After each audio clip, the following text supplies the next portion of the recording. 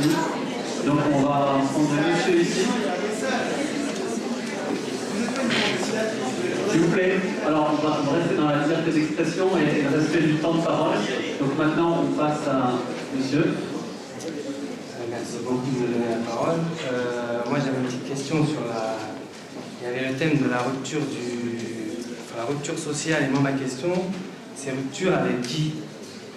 On parle de rupture, on parle de banlieue, donc qu'est-ce que c'est? Et derrière cette question, en fait, moi je me pose la question de l'essentialisation. De qui on parle? Qui sont les banlieues? Y a-t-il des zoos?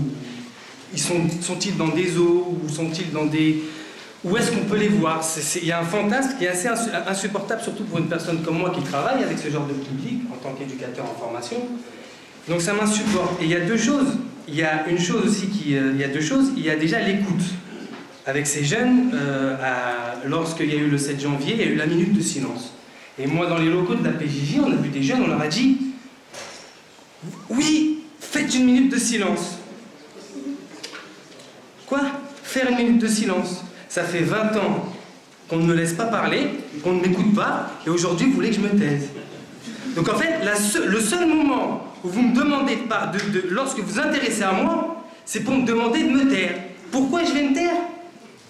Pour celui qui, mon prophète, je ne sais pas trop ce que c'est le prophète, mais c'est la seule chose qui me reste. Vous le dessinez tout nu, il y a des pédophilies, testicules, excusez-moi la grossièreté, c'est pas du tout mon jargon, et vous voulez que je me taise. C'est là où vous voulez que je me taise. Et ben non, je ne vais pas me taire. Le jour où vous dites que moi, je ne suis pas quelqu'un, je suis quelqu'un du zoo, je suis quelqu'un qui ne sait pas parler. Et ben moi, je vais vous dire une chose, j'ai des revendications politiques, j'en ai toujours eu. Lorsqu'il y a eu la Palestine, cet été, il y a eu des morts, qu'est-ce qu'on m'a envoyé? On m'a interdit la manifestation, on m'a envoyé les policiers et les chiens. Voilà ce qu'on m'a envoyé. Et aujourd'hui, vous voulez que je me taise? Tais-toi, ne parle pas. Donc ça, c'est la qualité d'écoute. Et il n'y a pas que la Palestine, il n'y a pas que la Palestine. Vous savez ce que c'est que vivre dans le ghetto? Moi, je ne vis pas dans le ghetto. Alhamdoulilah, comme on dit. Merci beaucoup grâce à mes parents. Mais cette réalité, je la connais de près. Et vous savez ce que c'est que vivre en banlieue? Vous sortez de chez vous, c'est Eddie qui sort de chez lui, il n'a pas de manteau. Il n'a pas de manteau. En France, il y a des enfants des jeunes qui n'ont pas de manteau. En France, il y a encore des jeunes, qu'est-ce qu'il y a aussi en France? Des jeunes qui sortent qui n'ont pas mangé. En France, il y a un jeune qui s'appelle Dimitri, un Français, pas adepte de la cause palestinienne, non, un Français de souche, selon certaines personnes comme Hollande. Qu'est-ce qu'il a, Dimitri? Il cherche du travail. Et pour chercher du travail, il faut qu'il ait une tenue décente. Et qu'est-ce qu'il fait pour avoir une tenue décente? Il fait du 45. Il prend les chaussures de son petit frère qui fait du 41 pour pas venir avec des chaussures trouées au travail. Et vous voulez que je me taise? Vous voulez que je me taise pendant une minute? Eh ben non, je suis ni Charlie, je ne suis pas cette France-là, je ne suis pas cette récupération. Parce que même les hommes politiques qui me demandent de me taire, qui déballent les tapis rouges pour des dictateurs, dictateurs comme Sisi, des dictateurs qui tuent des personnes. Je suis parti en Égypte. Et je ne vais pas m'escrapoler, je reste sur mon sujet. Des dictateurs comme Hollande, lapsus, Hollande qui laisse passer des dictateurs, Sarkozy, et je termine là, parce que c'est très important. L'essentialisation et l'écoute. Il y a une essentielle, pour résumer très rapidement, parce qu'il y a des motions qui m'emportent très rapidement. Rupture avec qui? Telle est la question. Ne pas essentialiser les jeunes de banlieue, c'est complexe. Il y a des avocats, il y a des SDF, il y a des Français, il y a des immigrés, c'est complexe, c'est une réalité, et c'est la France. Et deuxième chose, écoutez-la. Elle a des revendications, elle n'est pas bête. Elle a des réflexions. Rupture avec qui? Telle est la question. Ne pas essentialiser et penser à écouter. Au lieu de leur demander de parler, il faut apprendre à se taire. Merci beaucoup.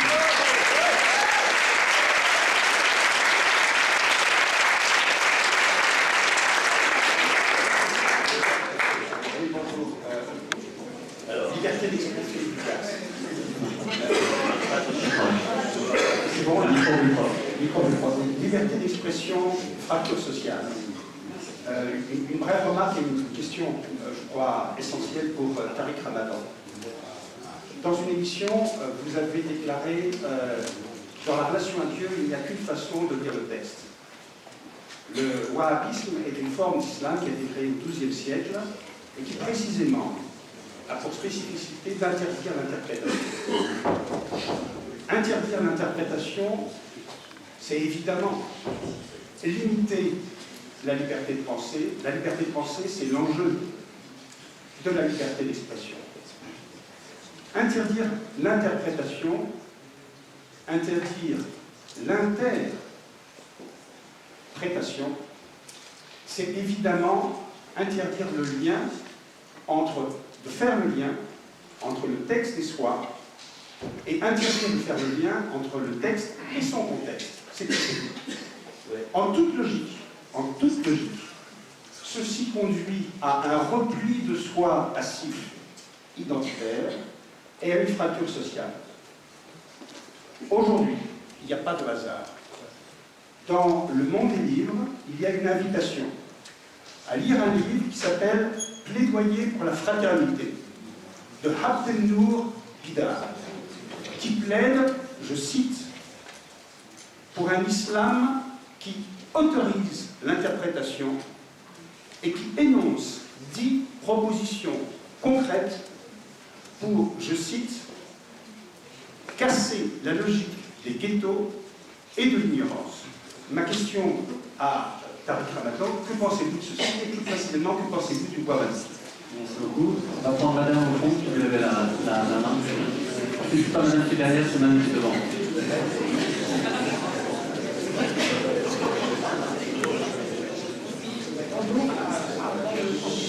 Je vais prendre le risque de nuancer un peu l'élément de propos que nous avons eu tout à l'heure.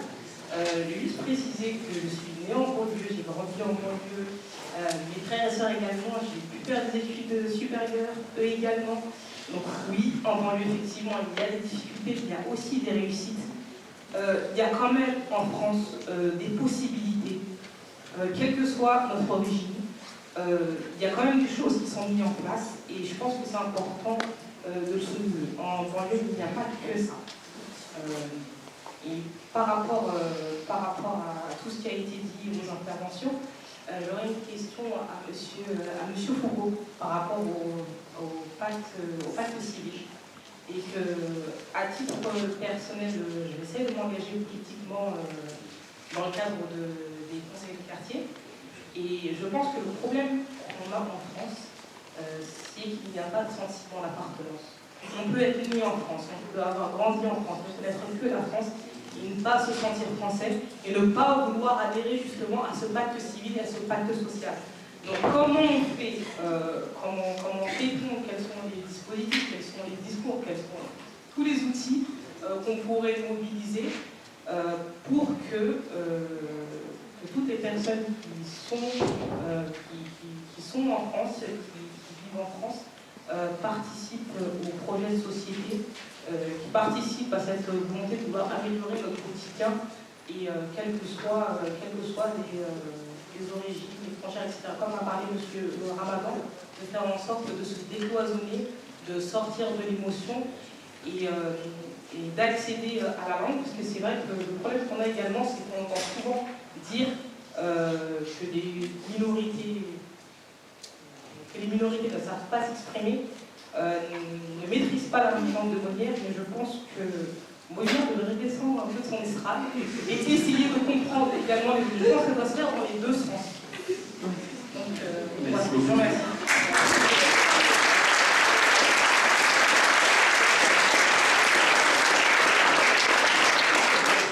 Donc, nous arrivons sur la fin déjà de cet après-midi tous ensemble. Je me tourne vers les organisateurs, notamment Jamila. J'ai prévu d'arrêter à 5h10. Alors évidemment, on va prendre le temps de la réponse des intervenants. Je ne vois pas Jamila ou d'autres personnes de l'organisation. Est-ce qu'on peut y tenir chez moi maintenant? Est-ce qu'on peut dire qu'on essaie de terminer vers 5h20 et que derrière on aura le temps de prendre un pot, qu'on ne sera pas mis dehors par le musée social? Oui. D'accord, très bien. Merci. Alors je sais qu'il y a beaucoup de frustrés dans la salle, il y a beaucoup de mains partout, et des non.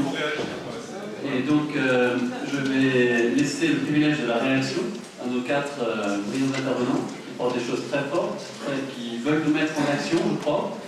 Et donc voilà, c'est le moment à la fois de rebondir sur sur ces interpellations.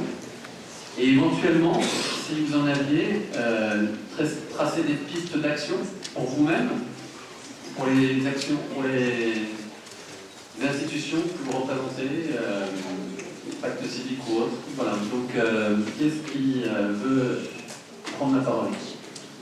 Monsieur Madame. Écoutez, comme une réaction immédiate, vous m'avez interpellé directement, donc je réponds directement, puis ensuite j'irai vers ma conclusion par rapport à ce qu'on vient d'entendre. Je pense que vous faites erreur sur ce que j'ai dit lors de l'émission dont vous parlez. Ce que j'ai dit, c'est quand on est dans une démarche religieuse, on prend le texte au sérieux. Je n'ai pas dit qu'il y avait qu'une seule interprétation, ça fait à peu près 35 ans de ma vie que je dis le contraire. Et que je dis qu'en fait, il y a un seul texte et diverses interprétations, et qu'il faut que les musulmanes et les musulmans comprennent qu'il y a diverses interprétations qui sont acceptables. Après, il y a des interprétations qui ne le sont pas. Comme par exemple, je le dis, n'importe quel discours qui justifierait au nom de l'islam, par exemple, quelque chose comme l'antisémitisme est anti-islamique. Point, pas de discussion. Donc là, je sors de quelque chose qui est la diversité acceptable. Par contre, des littéralistes, des réformistes, des mystiques, des rationalistes, ça fait partie de la tradition. J'ai un livre qui sort sur l'éthique musulmane et qui parcourt toutes les traditions, les lectures philosophiques de la philosophie grecque, toutes ces interprétations. Donc, malheureusement, le discours médiatique a voulu faire de ma parole l'idée que j'intervenais ou que je ne soutenais qu'une seule interprétation qui est exactement le contraire. Et je dis même qu'il faut un dialogue intra. Donc, premier élément, sur le wahhabisme, ce qui est en fait le vrai nom scientifique, c'est le salafisme. Je suis de ceux qui disent que le littéralisme est un des éléments de la pensée dogmatique. J'aime les gens qui prennent les textes au sérieux, j'ai de la peine avec les gens qui lisent littéralement les textes sans les contextualiser historiquement. Donc ça, c'est un premier élément. Vous avez fait référence à Abdelnour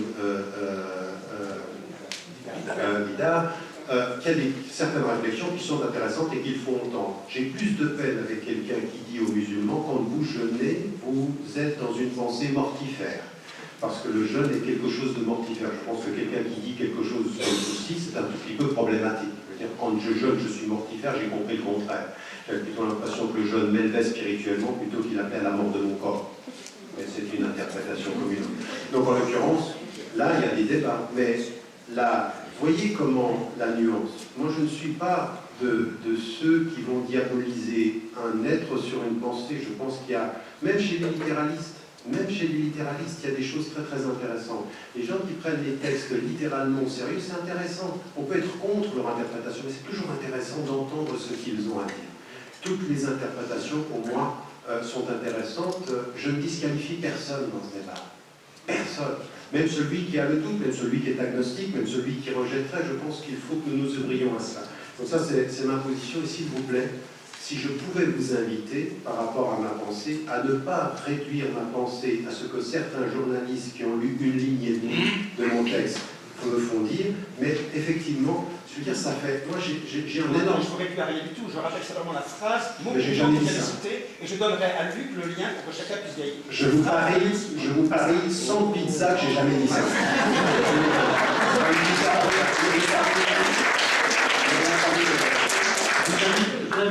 Je transmettrai le dernier élément. Voilà, je vous invite, messieurs, Je termine juste par rapport. ce que je vous invite, c'est à prolonger l'invitation au pari. Il y a 100 pizza en jeu. Je peux faire ce pari sur Amazon, je t'engage là-dessus. Et puis voilà, le dialogue continue entre vous. C'est une manière d'être dans l'action. Je vous promets que si je perds le pari, je les paye les 100 pizzas, et que si vous perdez, je vous offre. Ça sera cadeau. Voilà. Et donc, en l'occurrence, juste il y a une chose qui a été dite, encore une fois, je vous remercie de cette prise de parole émotive et émotionnelle, parce que je pense qu'il est aussi important qu'on entende ce ressenti-là dans ce que vous avez dit, parce que l'idée qu'il ne faut pas, absolument pas, essentialiser la banlieue. Je vais même vous dire une chose, ça fait 30 ans que je dis que l'intégration, contrairement à ce qui se dit en France, est en train de fonctionner.